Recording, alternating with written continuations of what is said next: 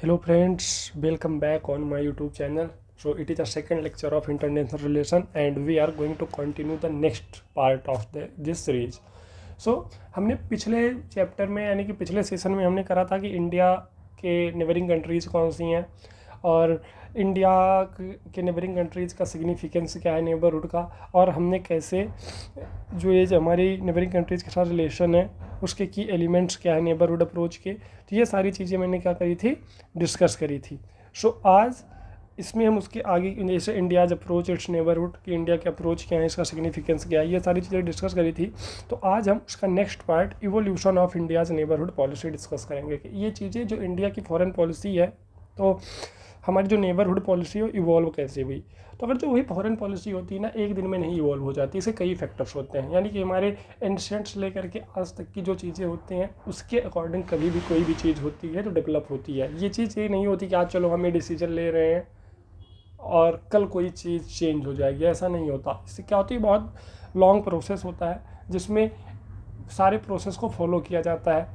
मतलब अगर गवर्नमेंट भी चेंज होती है तो कभी वो किसी पुरानी गवर्नमेंट की पॉलिसी को बिल्कुल चेंज नहीं कर देती है इंटर रिलेशन फैक्टर में, वो चीज़ें हमेशा कंटिन्यू होती हैं।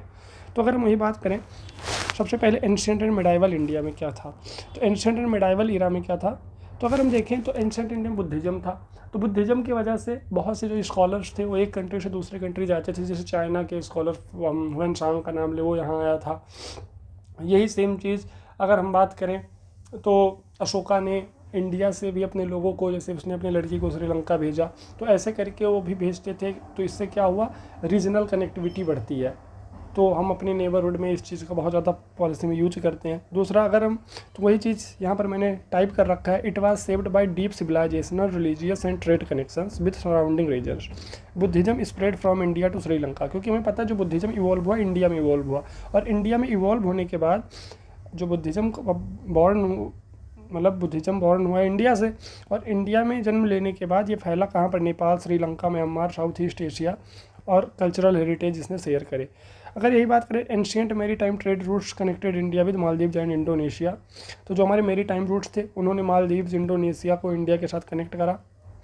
वाइल मेडाइवल किंगडम, जैसे हम बात करें चोला की, तो चोला एम्पायर हमें पता है कि इनका ट्रेड साउथ ईस्ट एशिया के साथ बहुत ज़्यादा हुआ करता था। तो Cholas engaged in the Naval expedition and diplomacy in the Indian ocean, laying early foundation of regional influence. तो इससे क्या हुआ, हमारा रीजनल इन्फ्लुएंस बहुत ज़्यादा बढ़ा। अब बात करते हैं ब्रिटिश इरा की, तो ब्रिटिश इरा में क्या हुआ, सो हमें पता है कि neighbourhood policy was security centric. कभी भी जो हमारी फॉरेन पॉलिसी होती है, चाहे नेबरहुड को लेकर के हो या किसी भी चीज़ को, तो सबसे पहले जो फॉरेन पॉलिसी होती है उसमें नेशनल इंटरेस्ट की बात करी जाती है, सिक्योरिटी की बात करी जाती है। सो नेबरहुड पॉलिसी बाद, तो जैसे हम ब्रिटिश टाइम की बात करें तो ब्रिटिश ने क्या अप्रोच करी थी, पॉलिसी में सिक्योरिटी सेंट्रिक। कुछ टाइम पे भी हम सिक्योरिटी की बात करते थे। सो यूजिंग बफर स्टेट, जो बफर स्टेट का यूज करते थे, जैसे नेपाल।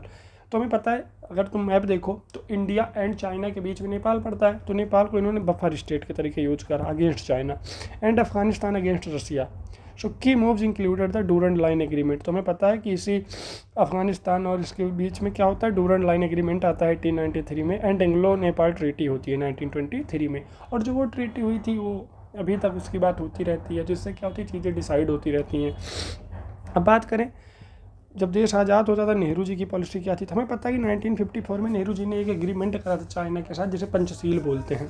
तो promoted a family approach based on Panchsheel. Panchsheel यानी पीसफुल को existence, non interference and mutual respect, sovereignty की रिस्पेक्ट होनी चाहिए, नॉन इंटरफेरेंस होना चाहिए, हम कहीं पर इंटरफेयर नहीं करेंगे। तो ये सारी चीज़ें थी। अगली चीज़ क्या होती है, यानी कि जब नेहरूज पॉलिसी आती है वो किस पे फोकस करती है, focus was on diplomacy and regional unity with limited emphasis on economic और स्ट्रेटजिक एंगेजमेंट। यानी कि सबसे ज़्यादा फोकस करा जाता है डिप्लोमेसी एंड रीजनल यूनिटी पे, यानी कि हम रीजनल लेवल पे एक मिलके रहेंगे, जैसे भी नेहरू जी बोला भी करते थे, हिंदी चीनी भाई भाई इनका फेमस कोट है। So with limited emphasis on economic और स्ट्रेटजिक एंगेजमेंट, ये चीज़ थी। अब उसके बाद नेहरू जी के बाद जो मेन चेंजेस आते हैं, इंदिरा गांधी इरा की बात करते हैं 1966, 1977 एंड 1980 टू 1984। इसमें क्या होता है, मार्क्ड बाय स्ट्रेटजिक रियलिज्म। तो इसमें क्या होता है, स्ट्रेटजिक मतलब नेहरू जी जो थे बहुत आइडियलिस्टिक पर्सन थे, उनकी जो पॉलिसी हुआ करती थी आइडियलिस्टिक हुआ करती थी in nature, and Indira Gandhi थोड़ी सी रियलिस्टिक वे में काम करती थी। So marked by strategic realism and assertiveness highlighted by India's role in 1971 Bangladesh liberation war. तो हमें पता है कि बांग्लादेश लिबरेशन वार में हमारा बहुत ही एक्टिव रोल था उस चीज़ में। एंड इंदिरा शेख अकॉर्ड होता है 1975 में फॉर कश्मीर स्टेबिलिटी। अगर हम आगे बात करें तो और क्या चीज़ होती है, फिर लुक ईस्ट एशिया पॉलिसी अगर हम बात करें, जिसे एक्ट ईस्ट पॉलिसी भी बोलते हैं। तो evolve from look east to act east, पहले इसे लुक ईस्ट बोला करते थे, बाद में इसका नाम हो गया एक्ट ईस्ट पॉलिसी। तो एक्ट ईस्ट पॉलिसी का मतलब क्या है, जो हमारी एशियन कंट्रीज़ हैं उनके साथ हमें कैसे कोऑपरेशन बढ़ाना है। So reflecting a more proactive approach to deepen ties with ASEAN, जो आसियान कंट्रीज है, जापान है, यानी कि हमारी जो ईस्टर्न कंट्रीज़ हैं एशिया की, उनके साथ कैसे कोऑपरेशन इंक्रीज करना है, वो होती है लुक ईस्ट एशिया पॉलिसी। ठीक है, तो Japan and other Indo Pacific partners across trade culture and security, कैसे मतलब ट्रेड में, कल्चर में, सिक्योरिटी में कैसे इनका कोऑपरेशन बढ़ाया जाए इंडो पैसिफिक रीजन में। तो ये हमारी लुक ईस्ट पॉलिसी का पार्ट है। उसके बाद तो लुक ईस्ट पॉलिसी भी हमारे नेबरहुड यानी कि जो रीजनल कंट्रीज़ हैं उनमें किसकी बात करता है कि हमें कोऑपरेट करके रहना चाहिए, यूनिटी रहनी चाहिए, वो चाहे ट्रेड हो, कल्चर हो, सिक्योरिटी हो, हर चीज़ में मिलके काम करना चाहिए। तो इससे क्या होता है कि एक हम रीजनल लेवल पे एक साथ ग्रो करते हैं। अब इसकी अगर हम बात करें 1996 में क्या होता है, गुजराल डॉक्ट्रिन आता है। गुजराल ये हमारे यहाँ के प्राइम मिनिस्टर थे आई के गुजराल, तो ये भी एक आइडियलिस्टिक प्राइम मिनिस्टर थे। तो इन्होंने बात करी थी promoted trust building through non reciprocity. Reciprocity का मतलब क्या होता है, इन्होंने बोला कि नॉन रेसिप्रोकल चीज़ें होनी चाहिए। जैसे अगर हम किसी की हेल्प कर रहे हैं तो उसके बदले ये नहीं चलो तुम हमें भी ये चीज़ इसके बदले में हमें कुछ दो, ये नहीं होना चाहिए। हमारी कोई भी कंट्री है जो कि पुअर है या किसी तरीके से डिस्टर्बेंस है, कोई भी चीज़ है तो हम उसकी हेल्प कर सकते हैं, फ्री में ग्रांट दे सकते हैं। तो promoted trust building through non reciprocity, non interference, peaceful dispute resolution and regional cooperation. तो इसकी बात करी डॉक्टर गुजराल डॉक्ट्रिन में। जैसे अगर हम इसका एग्जांपल करें ले गुजराल डॉक्ट्रिन का, सो India unilaterally extended concession to Bhutan and Nepal without demanding reciprocity. तो इंडिया क्या करते हैं, यूनिलेटरली अपने कंसेशन को एक्सटेंड करती है भूटान एंड नेपाल को किसी भी रेसिप्रोसिटी के अगेंस्ट। अब बात करें अगर मनमोहन डॉक्ट्रिन की, तो मनमोहन डॉक्ट्रिन में क्या हुआ, तो Manmohan doctrine emphasised on economic interdependence. तो मनमोहन जी की हमेशा बात है, एक इकोनॉमिस्ट थे तो कभी बहुत ज़्यादा इकोनॉमी की बात करते थे। तो इन्होंने बात करी कि हमें चीज़ें कैसे करनी चाहिए, इकोनॉमिक इंटरडिपेंडेंस होना चाहिए, यानी कि हमें एक दूसरे के साथ मिलकर काम करना चाहिए, एंड रीजनल इंटीग्रेशन होना चाहिए। However coalition pressures hampered ties with Bangladesh and Sri Lanka. लेकिन जब कोलिशन प्रेशर था तो उससे चीज़ें थोड़ी सी हैम्पर हो गई बांग्लादेश एंड श्रीलंका के बीच। 2014 के बीच क्या होता है, तो 2014 में एक आती है नेबरहुड फर्स्ट पॉलिसी की। हम मतलब कोई भी चीज़ होगी तो हम फर्स्ट प्रायोरिटी अपने नेबर्स को देंगे। सो नेबरहुड फर्स्ट पॉलिसी क्या थी, proactive diplomacy focusing on connectivity, यानी कि हमारी सबसे पहली डिप्लोमेसी क्या थी, कनेक्टिविटी, यानी कि हम एक दूसरे से कनेक्टेड होने चाहिए। Security and development partnership to build peaceful cooperation regional relation, यानी कि हमें पीसफुल कोऑपरेटिव रीजनल रिलेशन अपने पड़ोसी देशों के साथ बनाने हैं। जैसे इसका एग्जांपल हम देखें तो इंडिया वाज द फर्स्ट, ये चीज़ देखिए उस टाइम बहुत बात उठ रही थी कि मोदी जी इंडिया को छोड़ करके क्यों दूसरे देशों को पहले वैक्सीन भेज रहे हैं, बट हमारी फॉरेन पॉलिसी है नेबरहुड फर्स्ट पॉलिसी, यानी अगर कोई चीज़ हम करेंगे तो अपने पड़ोसियों की पहले हेल्प करेंगे। सो India was the first to send कोविड-19 vaccine to neighbour under vaccine Maitri. तो जो हमारी वैक्सीन मैत्री स्कीम थी उसके थ्रू हमने क्या करा था, अपने पड़ोसियों को सबसे पहले वैक्सीन भेजी थी। तो आज के लेक्चर में हमने देखा कि इवोल्यूशन कैसे हुआ हमारी नेबरहुड पॉलिसी का। तो इसके आगे अब हम बढ़ते हैं, नेबरहुड फर्स्ट पॉलिसी है क्या। तो हमने इवोल्यूशन देख लिया कि कैसे हम अपने नेबरहुड फॉरेन पॉलिसी को हमने इवॉल्व करा। अब जो नेबरहुड फर्स्ट पॉलिसी है इसकी चीज़ों के बारे में बात करते हैं।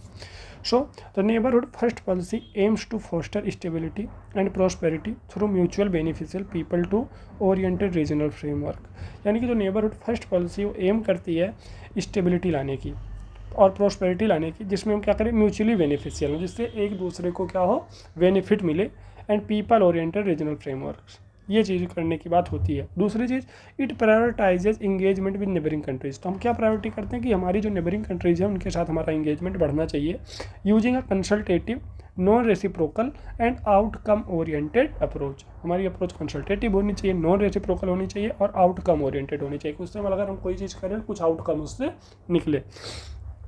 तो हमें पता है कि हमारी जो नेबरहुड फर्स्ट पॉलिसी है उसके 4 पिलर्स हैं। क्या क्या पिलर्स होते हैं?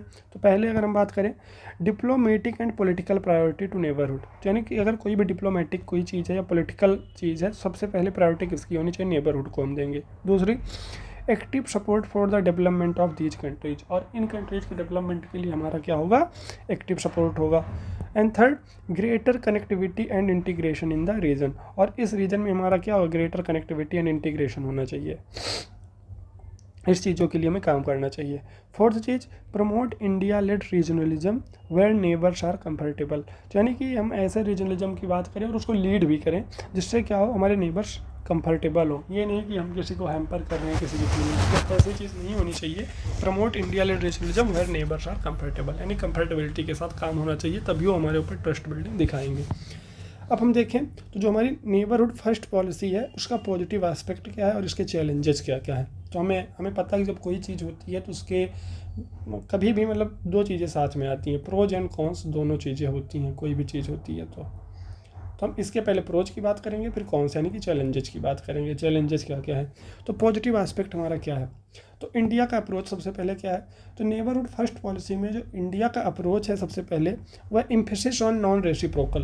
तो हम हमेशा नॉन रेसिप्रोकल की बात करते हैं, कोऑपरेटिव डेवलपमेंट की बात करते हैं, to set the big brother image, यानी कि इंडिया अगर देखें तो साउथ एशियन कंट्रीज़ में एक ऐसी कंट्री है जो इनको लीड कर सकती है, हम इनकी वॉइस बन सकते हैं। तो यानी कि वही बिग ब्रदर रोल या बिग ब्रदर इमेज प्ले करना चाहिए। जैसे अगर हम एग्जांपल की बात करें तो India grants to Bhutan and Maldives without demanding reciprocal concession, तो बिना किसी कंसेशन के हम क्या करते हैं? भूटान एंड मालदीव्स को ग्रांट देते हैं।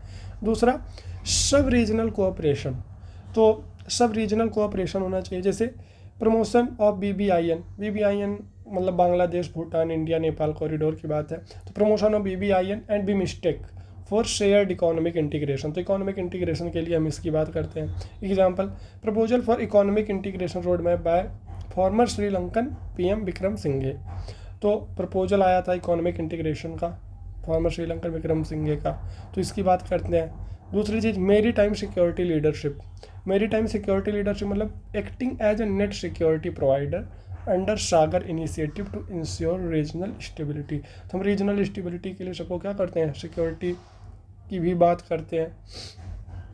इसके बाद जैसे अगर इसके एग्जांपल, तो naval cooperation with Sri Lanka Maldives to counter maritime threats, तो कोई भी मेरी टाइम थ्रेट्स हैं तो हम इंडियन ओशन की जो भी कंट्रीज हैं उनके साथ मिल करके इसकी बात करते हैं।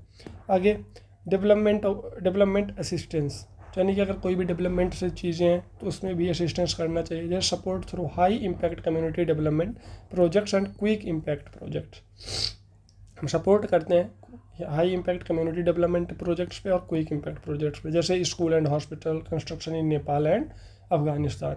तो यहाँ सब हम इन चीज़ों में क्या करते हैं? इंफ्रास्ट्रक्चर डेवलपमेंट करने में भी हेल्प करते हैं। अब इसके चैलेंजेस क्या क्या हैं? तो चैलेंजेस क्या हैं?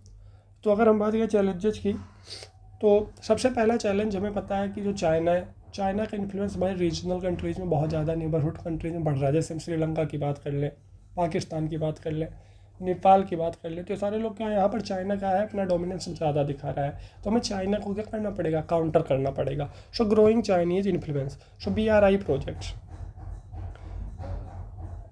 BRI projects in Pakistan Sri Lanka and Maldives raise concern of debt trap, तो हमें पता है कि चाइना की डेट ट्रैप पॉलिसी है एंड सिक्योरिटी इम्बैलेंस। सो जैसे चाइनीज कंट्रोल ओवर हम्बन टोटा पोर्ट इन श्रीलंका, तो हमें चाइना को कंट्रोल करना पड़ेगा। Internal politics issue in neighbours, neighbours में जो इंटरनल पॉलिटिक्स होती है, जैसे domestic conflicts impact bilateral ties, जो डोमेस्टिक कॉन्फ्लिक्ट्स होते हैं उससे बायलैटरल टाइज को भी इम्पैक्ट पड़ता है। तो अब आगे हम जैसे एग्जांपल की बात करें तो Tamil issues in Sri Lanka, Teesta dispute with Bangladesh, Rohingya crisis in Myanmar, तो ये सारी चीज़ें हमारी चल रही हैं। आगे बात करें, बॉर्डर एंड वाटर डिस्प्यूट भी चलते रहते हैं, जैसे on going tension stone relationship. Example, काला पानी Lipu lake dispute with Nepal, तो काला पानी हमारा बहुत फेमस डिस्प्यूट है नेपाल के साथ। Galwan valley stand of with China, तो ये बॉर्डर एंड वाटर डिस्प्यूट भी हैं, तो इसको भी हमें रिजॉल्व करना पड़ेगा, तो हमारा जो इंटीग्रेशन है हमारे नेबर्स के साथ और अच्छे से हो पाएगा। दूसरी चीज़ SAARC paralysis, India and Pakistan. तो पाकिस्तान और इंडिया के चक्कर में जो सार्क है उतने एफिशिएंटली नहीं वर्क कर पा रहा है, हमें ये पता है। तो टेंशन है भी stalled SAARC limiting regional integration. तो इसका example no SAARC summit held since 2014 के बाद से कोई भी सार्क समिट नहीं हुई है। तो आज के लेक्चर में हमने डिस्कस करा कि हमारी नेबरहुड फर्स्ट पॉलिसी क्या है और हमारी जो नेबरहुड पॉलिसी है वो इवॉल्व कैसी हुई है, कैसे इंटीग्रेशन स्टार्ट हुआ है। तो ये सारी चीज़ें हमने डिस्कस करी इस लेक्चर में। आई होप ये लेक्चर पसंद आया होगा। अब नेक्स्ट पार्ट में हम बायलैटरल रिलेशंस के बारे में पढ़ेंगे और मैं जो नेक्स्ट लेक्चर लेकर के आऊँगा वो इंडिया एंड पाकिस्तान के रिलेशन के बीच होगा। सो आई होप ये वीडियो पसंद आई हो। So please like share and subscribe. Thank you.